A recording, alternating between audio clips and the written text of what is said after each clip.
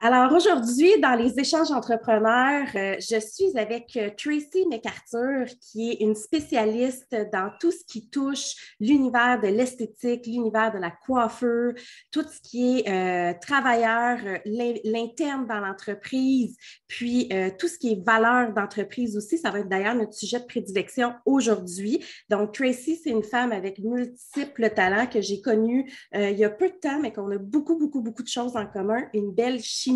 Puis je me disais qu'il fallait absolument qu'on la rencontre parce que c'est une perle en soi, bien évidemment, mais ensemble, on a tellement de facilité à communiquer que je ne pouvais pas passer je pouvais pas passer à travers les échanges entrepreneurs sans avoir justement un échange avec Tracy. Bonjour Tracy. Bonjour, ma belle Christelle. Comment ça va? Ça va bien et toi? Oui. Fait que j'aimerais ça que tu te présentes toi-même, nous expliquer un peu c'est quoi tes forces, ton background rapidement, juste pour mettre en contexte, puis après on va rentrer dans le vif de notre sujet. Oui, écoutez, bonjour tout le monde. Merci pour ton invitation, ma belle Christelle. C'est super le fun. C'est nouveau pour moi, le podcasting. Les entrevues. Alors, c'est une belle expérience que je vais vivre avec toi ce matin. Alors, je me présente. Mon nom est Tracy McArthur. Je suis coach d'affaires, conférencière, formatrice, mais spécialisée, très nichée pour les professionnels de l'industrie de la beauté. Donc, j'accompagne les entrepreneurs, esthéticiennes et coiffeurs dans leur parcours entrepreneurial, dans la croissance de leur entreprise. Je touche absolument tous les départements business, gestion, administratif, marketing, ressources humaines, absolument tout ce que l'entrepreneur a besoin pour accéder à son plein potentiel dans son entreprise. Et qu'est-ce qui a fait en sorte que tu as choisi de te nicher justement dans ce département-là? Bonne question, merci de l'avoir posée parce que mon parcours au tout début dans le coaching d'affaires, je m'étais lancée dans la PME en général. Et puis, j'ai eu quand même un certain succès, mais je me suis mis à attirer un petit peu monsieur, madame, tout le monde qui était entrepreneur. Donc, j'avais des clients qui étaient, pour te donner une idée, là, ça passait de la décoratrice au travailleur de la construction. Mm-hmm. Mais moi, j'œuvre dans le domaine de la beauté depuis 1986. Ça C'est fait pas nouveau. quelques années. Hein? Ça fait quelques années, c'est pas nouveau. Et j'ai eu mon entreprise, un centre de beauté complet, coiffure esthétique, médico-esthétique, nutrition, tout ce qui a trait à l'industrie de la beauté, à soins personnels. J'ai été propriétaire seule d'une entreprise pendant près de 25 ans. Donc, après avoir fait à peu près 1 an et demi de coaching, de formation en ligne dans les entreprises en général, pour les Oui. entrepreneurs en général, je me suis dit, mon Dieu, pourquoi est-ce que je ne desserre pas seulement que les professionnels de l'industrie de la beauté? C'est un domaine que je connais par cœur, les yeux fermés. Je me réveille le matin, puis je le sais absolument dans quel état d'esprit ils sont quand ils se réveillent eux autres aussi avant d'aller travailler. Donc, c'est là que j'ai pris la décision d'être très nichée dans le domaine de l'esthétique puis de la coiffure. Et ça l'a porté fruit. Et ça l'a fait en sorte aussi que mon travail était non seulement plus léger parce que... C'est tous des éléments que tu connais, c'était ton quotidien avant. Oui, exactement. Puis j'y ai trouvé beaucoup de bonheur à accompagner les entrepreneurs dans le domaine de la beauté. Donc, ça fait 4 ans OK. maintenant. J'ai été entrepreneur toute ma vie. Euh, je dis toujours que, écoute, ça coule dans mes veines. Je suis venue au monde entrepreneur et puis là, je fais quelque chose plus que j'aime, je le dis depuis le début, c'est plus qu'une passion, accompagner ces entrepreneurs-là, c'est rendu une mission de vie. Mm. Donc, j'aime beaucoup ce que je fais. Puis c'est important hein, parce qu'on fait des choix de vie au courant de notre carrière, au courant de notre vie, là, tu sais, ça le dit, les choix de vie. Ouais. Puis se lever le matin pour aimer ce qu'on fait, je pense que c'est la base de n'importe quoi. C'est lourd là, de te lever puis de dire shit, j'ai des clients, ça ne me tente pas ou faut que j'aille travailler, faut que j'aille faire mon 9 à 5, faut que je Ah rentre au ouais. bureau avec une équipe de travail que j'aime pas. Fait que c'est tellement important de choisir un métier qu'on aime, qui nous passionne, puis d'être capable de faire grandir d'autres personnes aussi. Je pense que c'est une Ah, valorisation ça, en c'est soi, là. valorisant. Exactement. Mhm. Exactement. Très valorisant. Puis, je pense que oui, tu l'as nommé, aimer aimer faire ce qu'on fait, puis se lever le matin, puis être excité d'aller travailler, c'est la première étape du succès, de la réussite de notre entreprise. J'ai de la misère à matin. Puis, tu sais, on ne se le cachera pas, là, il y a des jours où ça ne nous tente pas de travailler, que c'est l'été, on a plus envie d'aller prendre un gin tonic sur le bord de la piscine que de servir des clients. Mais quand tu t'assois puis tu commences à jaser avec tes clients, mon Dieu, que le plaisir revient, puis c'est le fun, c'est agréable. On est humain au travers de tout ça, mais il faut que notre quotidien soit un plaisir. Moi, j'aime travailler, j'adore ma job, j'adore mon métier, j'en mange. Puis, ça fait partie de mes choix que j'ai faits au courant de ma carrière, moi aussi. Oui. Puis ça n'a pas changé. Juste pour faire une petite anecdote, raconter une petite tranche de vie pour mettre les gens dans le contexte en lien avec l'importance d'aimer ce qu'on fait, d'avoir un pourquoi. Hein, pourquoi est-ce qu'on est là? Pourquoi est-ce qu'on a choisi de faire ce qu'on fait? Oui, parce que j'ai ces années-là d'expérience. J'ai passé à travers plusieurs générations. Et là, aujourd'hui, on va se le dire, là, l'information qu'on reçoit, puis l'information à laquelle on a accès, ça va à la vitesse de la lumière. Mais dans mon temps, quand je me suis lancée,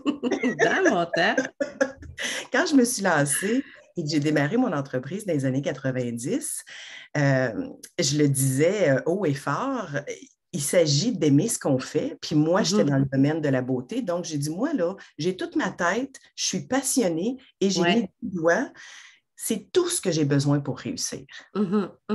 Par contre, aujourd'hui, c'est plus juste ça.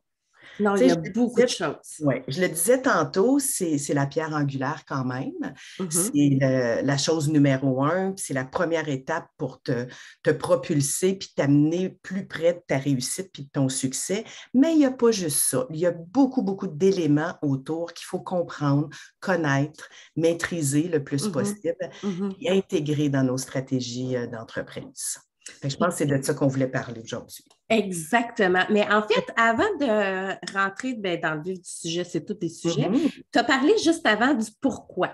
Parce que ça, c'est un élément important quand tu pars en entreprise. Pourquoi tu veux partir en entreprise? C'est quoi? C'est pas pour pouvoir avoir la liberté, là, on s'entend, parce que quand tu pars en business, tu as rarement plus de liberté qu'avant. Dépendamment, tu as plus de flexibilité, mais pas plus de liberté. Tu l'as nommé, puis j'ai eu le goût de rire. Hein? Quand on est entrepreneur, on n'a pas juste... on n'a pas juste un client, on a des centaines de clients parce que nos clients sont je veux dire, des patrons. Nos clients sont nos patrons, nos employés sont quasi rendus nos patrons. Exact. On travaille en collaboration avec tout ce monde-là. Donc, le pourquoi, il doit être extrêmement fort et clair. Puis explique-moi donc dans tes mots, ça serait quoi, comment que la personne peut s'aider à trouver son pourquoi? Comment tu pourrais la guider un petit peu? Bien, premièrement, ça va peut-être être drôle comme réponse, mais ça a un lien avec ce que tu ressens, avec l'émotion ressentie.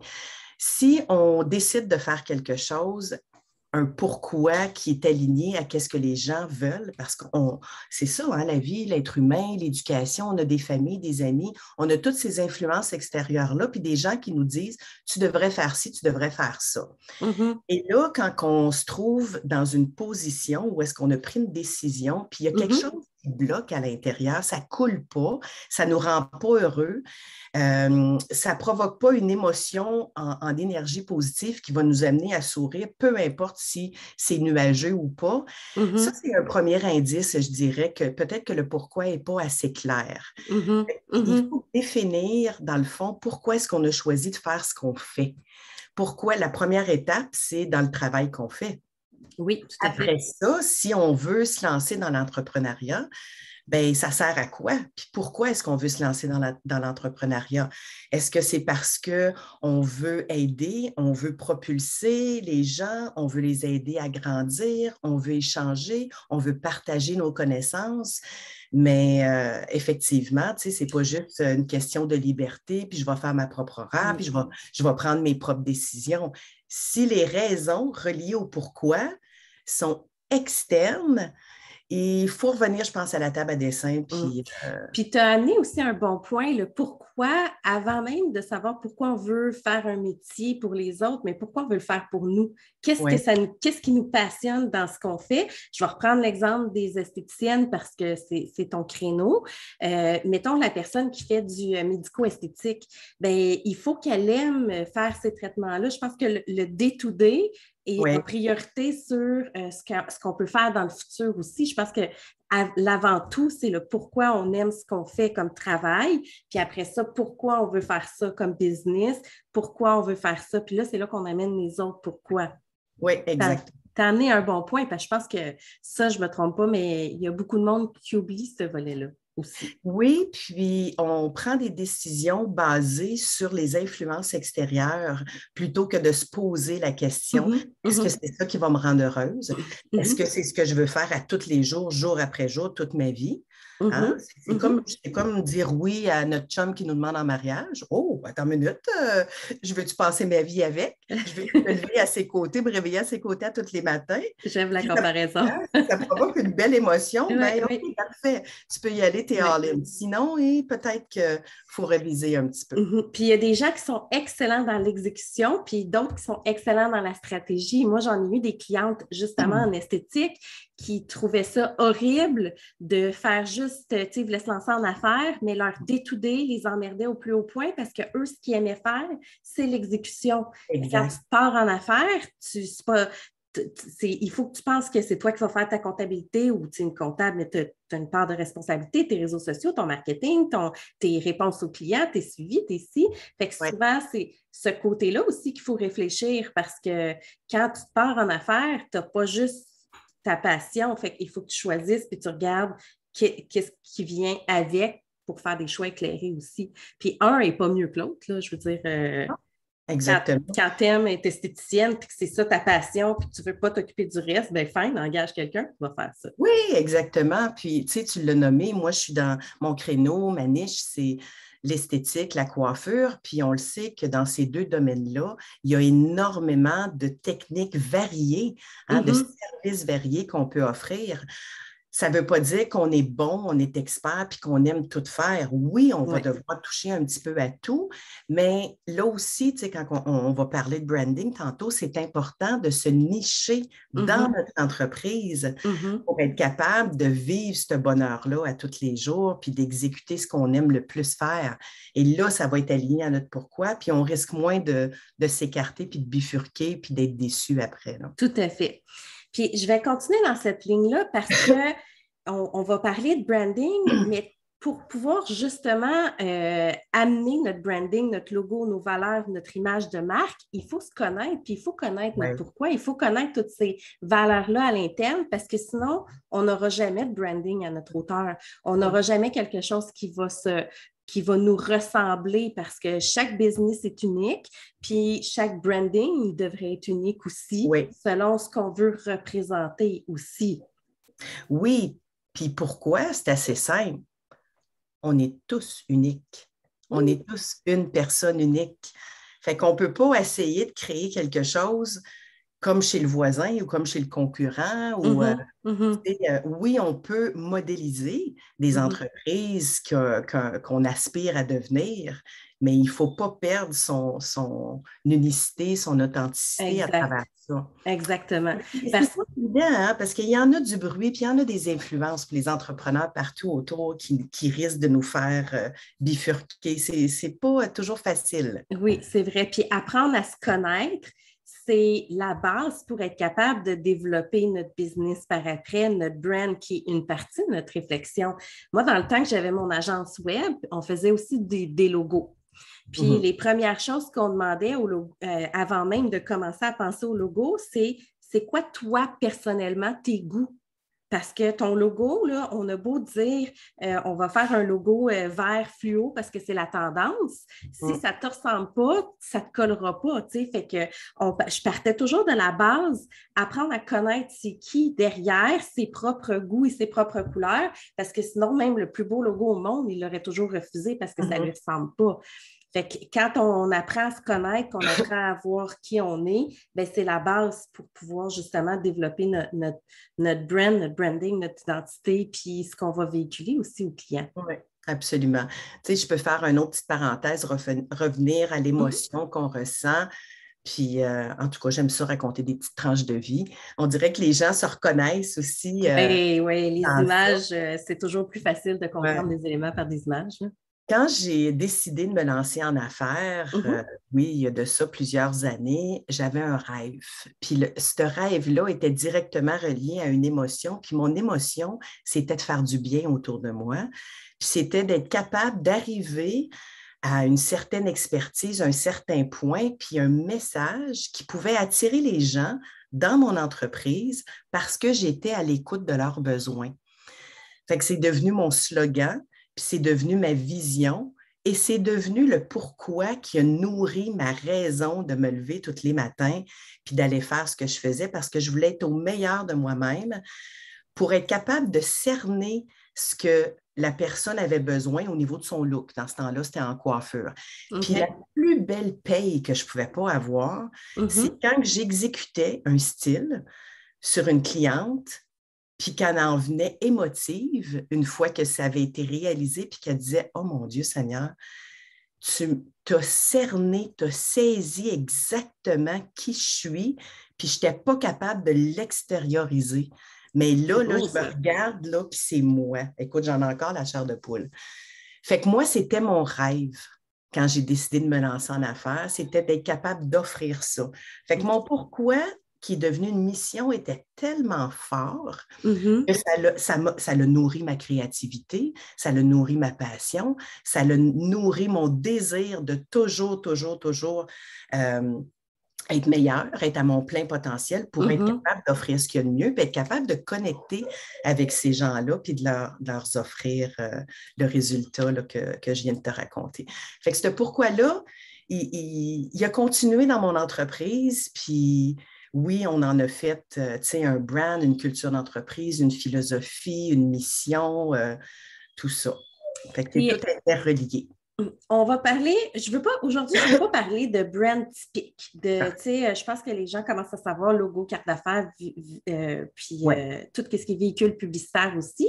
J'ai envie que tu m'expliques ce que tu fais dans ton quotidien, d'ailleurs, avec les gens en parlant du brand, mais du côté culture d'entreprise. Exact. Parce que tu viens d'expliquer tellement bien, on met beaucoup l'accent sur ce que le visuel, ce que les gens vont voir, mais l'interne, on a parlé de l'entrepreneur en soi, mais il faut quand même que ces valeurs-là soient véhiculées au sein des autres membres de l'équipe ou des autres travailleurs autonomes dans le cas des associations ou des employés directement.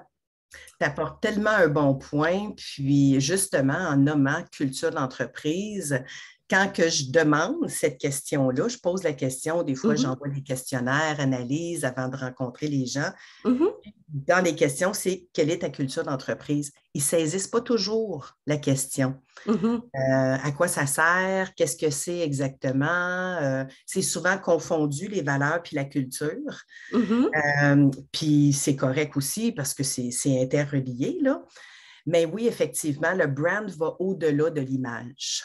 mhm, Il faut que les gens extérieurs et le personnel que tu embauches comprennent ton pourquoi, ta mission d'entreprise, tes mhm, valeurs, ton éthique professionnelle, ta façon de faire, tes processus, le service à la clientèle. Tu sais, tout ça fait partie, dans le fond, c'est la personne, l'entrepreneur qui crée et qu'après ça, il va exprimer tout ça.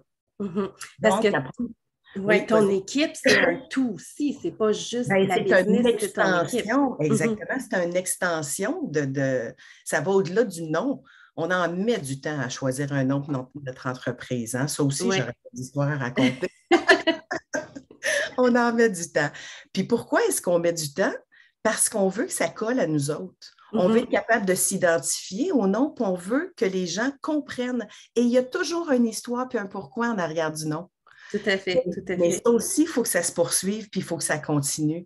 Puis il faut Donc, le communiquer avec les employés, avec notre équipe de travail, parce que je vais prendre l'image typique, là. Tu sais, tu vois, les bancs de poissons. Je sais, ça n'a pas rapport non plus, là, mais tu as des bancs de poissons, bien, ils vont se tenir ensemble pour faire, ils ont de l'air plus gros pour faire peur aux requins ou aux trucs comme ça. Mais là, on va revirer ça positif, mais dans une culture d'entreprise, c'est ça ouais, la différence. Si tu as un ouais. banc de poissons éparpillé versus ils sont tous ensemble puis ils nagent ensemble, ça fait toute la différence aussi. Fait que quand tu inculques, l'erreur que beaucoup de monde font, c'est qu'ils ont des employés qui n'ont pas nécessairement la même mentalité que l'entrepreneur en tant que tel. Je pense que c'est là qu'il y a des gros clashs aussi. Tout à fait, tout à fait. Puis une autre chose que je vois beaucoup dans l'industrie, c'est qu'on va embaucher selon euh, les prérequis, dans le fond, pour choisir l'employé idéal, vont souvent être en fonction de son expérience, ses diplômes, Mhm. les années là, dans le métier. Je dirais oui, il y a une certaine importance, mais comme j'ai toujours dit, tu peux apprendre à quelqu'un à nager, hein? Oui, Mais tu ne peux pas y apprendre à être. c'est vrai. C'est vrai. Fait que se baser plus sur l'être, puis ses Mhm. valeurs, puis sa Mhm. personnalité, Mhm. puis comment il se sent, parler de son entreprise, de sa culture, de sa façon de faire, de qu'est-ce qui est. Tu sais, là, il y a des choses dans notre entreprise qui n'est pas négociable. On dit, moi, là, je sers mes clients de telle façon, puis c'est pas négociable. Les gens sont habitués d'être servis de cette façon-là. Donc, je veux trouver quelqu'un qui va adhérer à ça, qui va Mhm. être excité par le fait de servir les Tout clients à de cette fait. façon-là. Fait que là, il y a bien moins de travail, les amis, à faire au niveau des ressources humaines. Quand Mhm. tout est clair, puis que la Oui. personne que vous embauchez adhère à qu'est-ce que vous lui présentez, puis la façon. Fait qu'il y a un savoir-faire, puis un savoir-être qui ne peut pas être dissocié. Tout à fait, parce que je reprends ton exemple, si le service clientèle fait partie des valeurs fondamentales de la business, puis tu engages une employée ou un employé qui, lui, est un peu plus hautain, il s'en fout, ne fait pas de suivi, ne fait pas de ci, c'est pas l'employé qui ne fait pas de suivi, qui n'est pas super fin, c'est la business qui font pas de suivi. C'est l'impact est grand, puis ça a un impact sur l'image, les avis, la crédibilité de la business en soi. Fait qu'effectivement, les valeurs sont importantes. Puis j'ai envie Ouais. de reprendre un autre exemple un peu plus extrême, mettons, là. Ben, extrême. Euh, Mettons que la compagnie prône tout ce qui est naturel, bio, mettons qu'on retourne en esthétique, Ouais. elle, tous ses produits sont bio, naturels, si ça, mais qu'elle engage quelqu'un qui se fout complètement de cette philosophie-là, ben, la personne va toujours chialer sur les produits, va toujours citer la culture d'entreprise, ça va dans le day-to-day aussi, pas juste dans les Absolument. valeurs qu'on souhaite véhiculer Mhm. auprès du monde, c'est le quotidien aussi. Absolument, absolument. Puis, tu sais, je pense aussi à un truc que je pourrais partager pour savoir si on est bien aligné avec le Mhm. message, le brand, l'image de marque en français, Mhm. euh, qu'on qu'on, euh, qu'on véhicule. C'est, dans le fond, c'est l'influence qu'on veut créer sur les gens externes par Mhm. rapport au message qu'on donne. Donc, on Bien dit. veut que ces gens-là, merci, on veut que ces gens-là comprennent exactement qui on est, puis Mhm. c'est quoi notre message, puis qu'est-ce qu'on peut leur offrir. C'est hyper important d'être cohérent. C'est pas Mhm. de Tout à dire ce fait. que l'autre veut entendre, Tout à c'est de fait. dire ce qu'on offre qui va attirer quelqu'un qui recherche la personnalité, la culture d'entreprise, le service à la clientèle, l'expertise, qui recherche ça. Fait que ça va au-delà d'un nom, d'un brand, Oui, d'une tout à fait. couleur, d'une typo.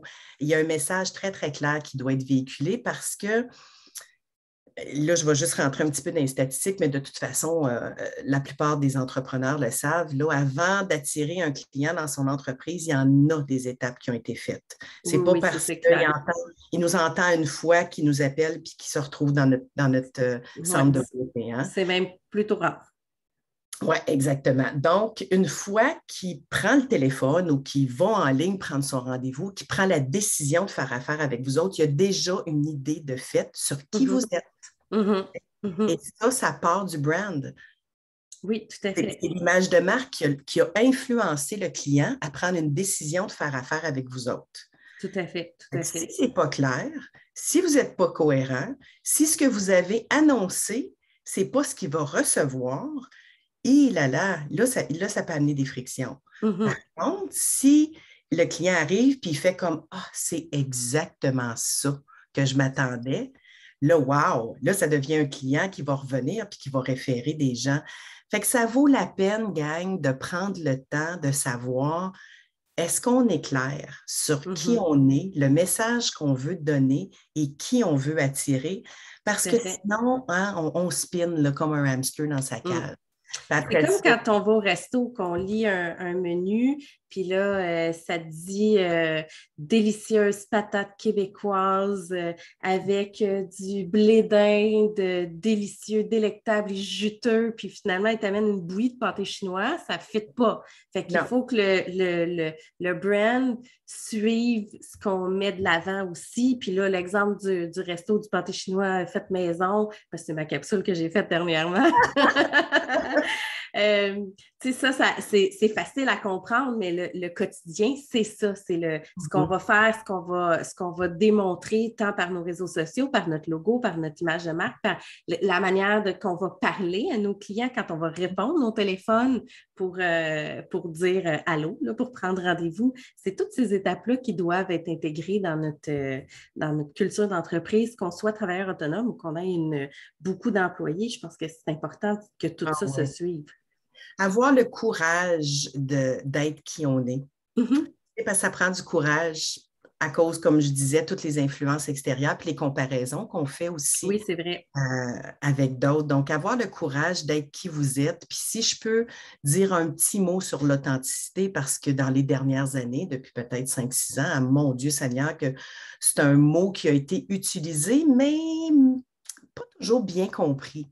Être authentique, c'est exactement ce qu'on parle depuis le début. C'est ça, Mhm. c'est d'être qui on est et d'avoir le courage de partager qui on est, puis d'avoir la foi que les gens vont être attirés par la Mhm. personne qu'on est. Ouais. C'est pas L'authenticité, là, c'est pas parce que je me lève le matin puis je suis bien avec une couette pas maquillée en t-shirt puis que je parle un petit peu, tu sais, là, en bon québécois, de dire, bon, ben là, si je veux être authentique, c'est ça qu'il faut que je présente à ma communauté, ou c'est comme ça qu'il faut que je me présente sur les réseaux ou à ma clientèle, puis c'est comme ça qu'il faut que je rentre travailler. Non, Mm. là, c'est juste la C'est petite autre chose. ouais, une petite nuance quand même que je voulais faire parce que ça a été exploité énormément, puis ça a Ouais, été exploité beaucoup dans ce sens-là aussi. c'est Puis il ne faut vrai. pas confondre authenticité puis professionnalisme aussi quand on rentre au travail. Ça, On c'est peut être vrai. qui on est puis être professionnel. Tout Puis on à ne vient fait. pas se dénaturer parce Non. qu'on est professionnel. Tout à Hein? fait, tout à fait. Comme là, l'exemple, on fait un podcast qui est filmé, enregistré, mis sur YouTube aussi. Bien, on se voit. C'est sûr que je vais m'arranger avant, je vais faire parce que ce que je dégage, mon image de Oui, marque, est aussi exact. importante et mon authenticité comme la tienne. Oui. Même si on est maquillé, arrangé, ça ne change pas qui on est, puis la manière qu'on parle, puis c'est vrai qu'il y a beaucoup de monde qui confondent naturel puis Oui, puis authenticité. authentique, exactement. Authentique, dans le fond, c'est tes valeurs, ce que tu Oui, dégages. C'est oui. pas. C'est ta C'est personnalité, c'est qui exactement. t'es, c'est tes valeurs, comme tu disais, ta philosophie, ton éthique. C'est Mhm, tout ça d'être authentique, là. C'est pas mhm. juste d'être naturel, pas arrangé, pas maquillé, puis Non. on n'est pas fauné parce qu'on s'arrange. Non, non, Hein? ça c'est clair, ça c'est clair. Puis moi, je dis tout le temps, il y en a juste une Christelle Seri, il y en a juste une Tracy McArthur. McArthur, Exact. je Ouais. m'excuse. MacArthur. McArthur, je le dis toujours en français, puis là, je suis comme, oh non, c'est vrai, Ouais, elle le c'est correct. prononce. C'est bien correct. Fait que, mais c'est ça, il y en a juste une Christelle, il y en a juste une Tracy. Fait que c'est par là qu'on se démarque, c'est par là qu'on fait, on est qui on est, puis que les gens adhèrent à notre brand à nous, mais qui vont adhérer au brand des gens aussi, là. Oui. Puis d'accepter qui on est, puis Mhm, d'apprécier qui on est. Tu sais, c'est mhm. certain que j'ai plus 20 ans. Hein? J'ai un certain âge après T'as une longue 22, 22. expérience. Oui, c'est ça. À peu près. On va avoir 25 bientôt. Ouais, c'est ça.